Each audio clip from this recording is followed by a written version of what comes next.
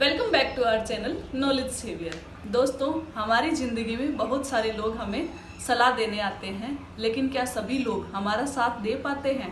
तो इसी पर आधारित है हमारी आज की कहानी।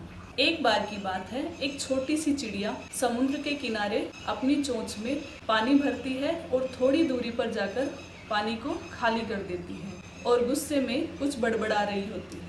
तो थोड़ी देर बाद एक तोता उसे देखता है और पास आकर पूछता है कि ये तुम क्या कर रही हो? यहाँ से पानी भरती हो और दूर ले जाकर खाली कर देती हो।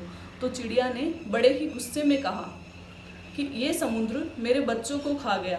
इसके पास मेरे छोटे छोटे बच्चे हैं, जिनकी वजह से अब मैं अकेली हो गई हूँ। तो मुझे इस पर बहुत गुस्सा आ रहा है और मैं भी इस समुद्र को पानी खाली करके सुखा दूंगी और इसीलिए मैं इसका पानी निकाल रही हूँ।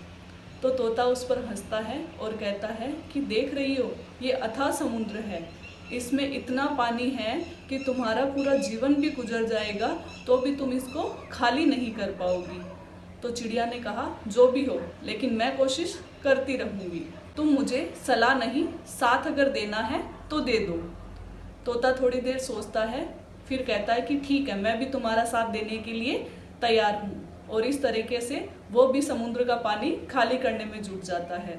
उन दोनों को देखकर धीरे धीरे कुछ और पक्षी इकट्ठे हो जाते हैं और उनसे भी वो लोग यही बोलते हैं कि सलाह नहीं, साथ दीजिए।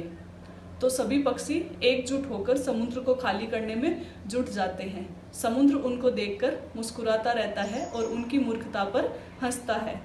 थोड़ी देर बाद में जब बहुत सारे लाखों की संख्या में पक्षी आ जाते हैं और उस समुद्र को खाली कर रहे होते हैं, तो पक्षियों का राजा कहा जाने वाला गरुड़ उन सब पक्षियों को जब समुद्र खाली करते हुए देखता है तो अपने भगवान विष्णु के पास जाता है और कहता है कि भगवान, मुझे इजाज़त दीजिए, मैं भी अपने पक्षियों की मदद करना चाहता हूँ। तो भगवान मुस्कुराते हुए कहते हैं कि तुम मेरे बहुत प्रिय वाहन हो, मैं तुम्हें किसी बात के लिए मना नहीं कर सकता, लेकिन तुम खुद देख पा रहे हो कि ये छोटे छोटे पक्षी इतने बड़े समुद्र को खाली नहीं कर पाएंगे, ये असंभव है। तो गरुड़ ने गंभीर मुद्रा में होते हुए कहा कि भगवान, सलाह नहीं, साथ देना है तो दीजिए, वरना मुझे नीचे जाने की इजाज़त दीजिए।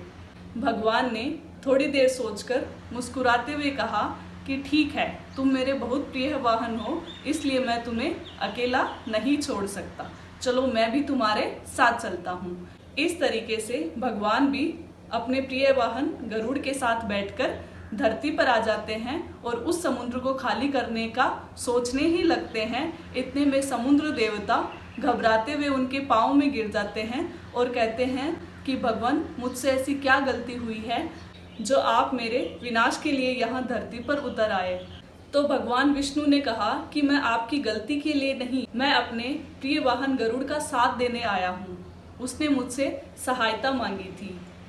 तो समुद्र देवता ने कहा कि नहीं नहीं, आप मुझे माफ़ कर दीजिए, आप जो कहोगे मैं वो करूँगा। तो भगवान ने कहा कि इसका फैसला तो वो छोटी सी चिड़िया ही कर सकती है जिसने तुम्हें सुखाने का निर्णय लिया था।